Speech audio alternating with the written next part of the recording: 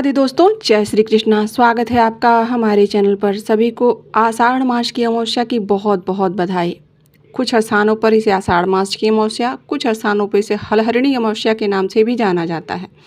आषाढ़ अमावस्या Hindu calendar में एक गहन आध्यात्मिक दिन है। आषाढ़ अमावस्या पितरों को समर्पित माना जाता है। इस तिथि पर किए गए श्राद्ध कर्म पिंडदान पितरों को मुक्ति दिलाती है और जीवन में सुख शांति समृद्धि बनाए रखती है। आप इस दिन पिंडदान श्राद्ध तर्पण करके पितृदोष से भी मुक्ति प्राप्त कर सकते हैं। यह तिथि उन लोगों के लिए विशेष महत्व रखती है जिन्हें अपने पूर्वजों की मृत्यु की तिथि पता नहीं होती है। ऐसे में इस दिन आप दान पुण्य पितृ तर्पण पिंडदान जरूर करें। इससे कुंडली में पितृदोष शांत होता है। भगवान श्री कृष्ण कहते हैं कि आषाढ़ मास की अमावस्या की कथाओं को सुनने मात्र से मनुष्य के सभी पाप कर्म और संकट दूर हो जाते हैं तथा उनकी मनोकामनाएं पूर्ण हो जाती हैं। तो आज हम आपको सुनाने जा रहे हैं आषाढ़ अमावस्या की बड़ी ही दुर्लभ और सुंदर कथा। अतः आप सभी से निवेदन है कि कृपया पूरी कथा सुनिएगा और यदि आपको कथा अच्छी लगती है तो हमारे चैनल को सब्सक्राइब कर लीजिए, वीडियो को लाइक कर दीजिएगा और कमेंट में श्री हरि विष्णु जरूर लिखिएगा।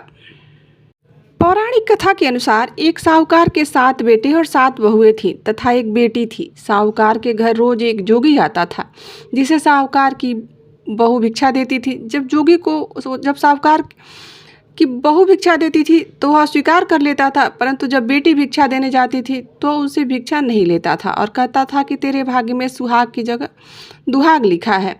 लड़की को उस जोगी की यह बात बहुत बुरी लगती थी। एक दिन उसने रोते रोते अपने माँ से कहा कि माँ, एक जोगी आता है जो नित्य ही एक ही बात कहता है और मुझे उसकी बात बिल्कुल अच्छी नहीं लगती है। तब उसकी माँ कहती है कि कल जब जोगी आएगा तब तुम मुझे यह बात सुनाना। अगले दिन फिर जब जोगी आता है तो साहूकार की पत्नी छिप कर बैठी जाती है और लड़की जोगी को जब भिक्षा देने पहुंचती है तो जोगी उससे भिक्षा नहीं लेता है और फिर वही बात दोहराता है कि तेरे भाग्य में सुहाग के बजाय दुहाग लिखा है। लड़की की माँ बाहर निकल आती है और जोगी से कहती है कि एक तो हम तुम्हें भिक्षा देते हैं और तुम हमें गाली देते हो। जोगी कहता है कि नहीं माता, मैं गाली नहीं दे रहा हूँ, जो बात सच है, जो इसके भाग्य में लिखा है, मैं वही कह रहा हूँ। इसके भाग्य में यही लिखा है, यही सच है। यह सारी बातें सुनकर लड़की की माँ कहती है कि तब तुम्हें सारी बातें पता है तो इससे बचने का उपाय भी जानते होगे। तब जोगी कहता है कि 7 समंदर पार एक धोबिन रहती है, उसका नाम सोना है। वह अमावस्या का व्रत करती है। अगर तुम वहाँ जाकर उस जोगिन से फल प्राप्त करके ले आते हो, इसका दुहाग टल जाएगा, अन्यथा विवाह के समय सर्प के काटने से इसके प्रति की मृत्यु हो जाएगी। सारी बातें सुनकर उस लड़की की माँ रोने लगी और सोना धोबिन की तलाश में निकल पड़ती है। चलते चलते रास्ते में तेज धूप पड़ी, जिससे बचने के लिए वह एक पीपल के पेड़ के नीचे बैठ जाती है। उसी वृक्ष पर एक गरुड़ के बच्चे ने अपना घोंसला लगा के रखा था। उसी समय एक सांप वहां आता है और गरुड़ के बच्चों को खाने का प्रयास करता है, लेकिन साहूकारनी उस सांप को मारकर और बच्चों की रक्षा करती है।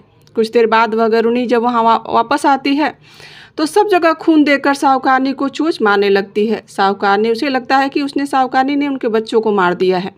साहूकारनी बोलती है कि एक तो मैंने तुम्हारे बच्चों को बचाया है, ऊपर से तुम मुझे ही चोंच मार रही हो।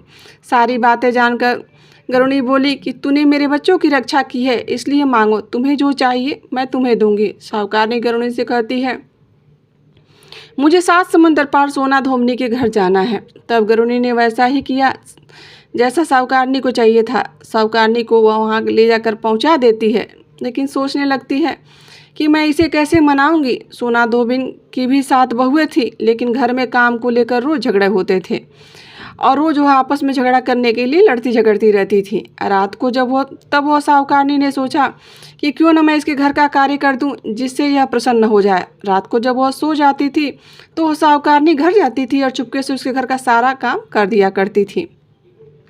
सारी बहुएं आपस में यही सोचती थी कि कौन सी बहू ने यह काम कर दिया। वह सोचती थी कि उसने किया, वह सोचती उसने किया, बस यही चलता रहा, लेकिन एक दूसरे से पूछने की किसी में हिम्मत भी नहीं होती थी। एक दिन सोना धोबिन ने भी सोचा आजकल बहुओं में झगड़ा नहीं हो रहा है, क्या बात है, और काम भी बड़े आराम से हो जाता है। सोना धोबिन ने सारी बहुओं को बुलाया और पूछा कि आजकल तुम लड़ क्यों नहीं रही हो और सारा घर का काम कौन करता है तुम लोगों में से। सोना धोबिन ने अपनी बहुओं से पूछा तो घर का सारा काम पता चला कि बहुएं सास से झूठ कहती हैं।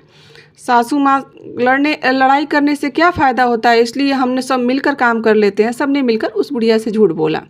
सोना धोबिन को अपनी बहू की बात पर विश्वास नहीं हुआ और वह रात को एक दिन छुपकर देखने लगी कि आखिर माजरा क्या है, कि घर का सारा काम करता कौन है। रात को जब सोना धोबिन छुपकर बैठकर देख रही थी कि देखूं कौन सी बहू काम करती है, किसके मन में इतना सद्भाव जाग गया है।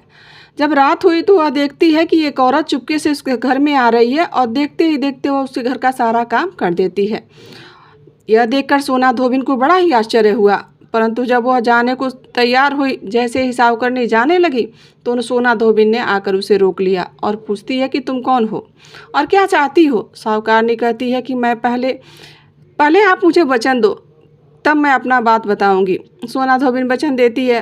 तब साहूकारनी कहती है कि बेटी, मेरी बेटी के भाग में दुहाग लिखा है, लेकिन तुम अमावस्या का व्रत करती हो तो मेरे साथ चलकर उसे सुहाग दे दो। सोना धोबिन वचन से बधी थी।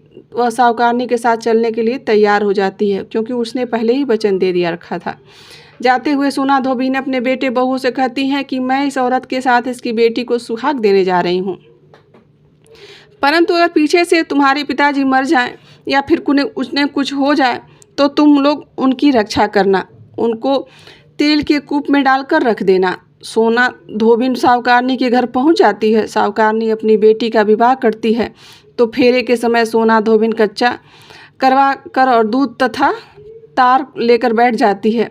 कुछ समय बाद सांप वहां आता है और दूल्हे को डसने का प्रयास करता है, तो सोना धोबिन ने उस सांप को उस तार से बांध दिया, फिर वह सांप मर गया। अब सोना धोबिन ने लड़की को सुहाग दिया और कहा, अब तक मैंने जितनी अमावस्या की है वह साहूकार की इस लड़की को मिल जाए।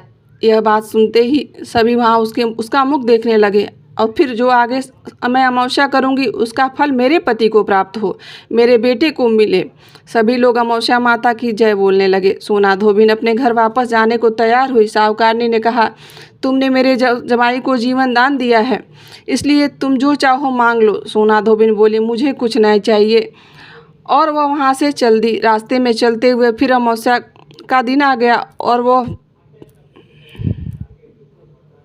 उसने पीपल के पेड़ के नीचे बैठकर कहानी कही, व्रत रखा और पीपल के पेड़ की 108 परिक्रमा की। पीपल के पेड़ की पूजा करने के बाद वह घर जाती है तो देखती है कि उसका पति मरा पड़ा है। अब रास्ते में जो अमावस्या उसने की थी उसका फल उसके पति को दे दिया, जिसके प्रभाव से उसका पति जीवित हो गया। साहूकारनी से सब कहने लगे कि तूने ऐसा क्या किया जो तेरा पति मरकर जिंदा हो गया। वह कहती है कि मैंने जो ऐसा कुछ नहीं किया है, बस रास्ते में अमावस्या तिथि आ गई थी जिसका मैंने व्रत किया, कहानी कही और पीपल वृक्ष की 108 बार परिक्रमा की। अब सारी नगरी में ढिढोरा पिटवा दिया गया कि हर कोई अमावस्या का व्रत करेगा, पूजा करेगा, कहानी कहेगा और पीपल के एक वृक्ष की 108 परिक्रमा करेगा। हे अमावस्या माता, जिस प्रकार से आपने साहूकारनी की बेटी का सुहाग लौटाया, जिस प्रकार से आपने सोना धोबिन के पति को जीवित किया, वैसे इस संसार के समस्त स्त्रियों का सुहाग अखंड बनाए रहना। तो प्रेम से बोलिए अमावस्या माता की जय।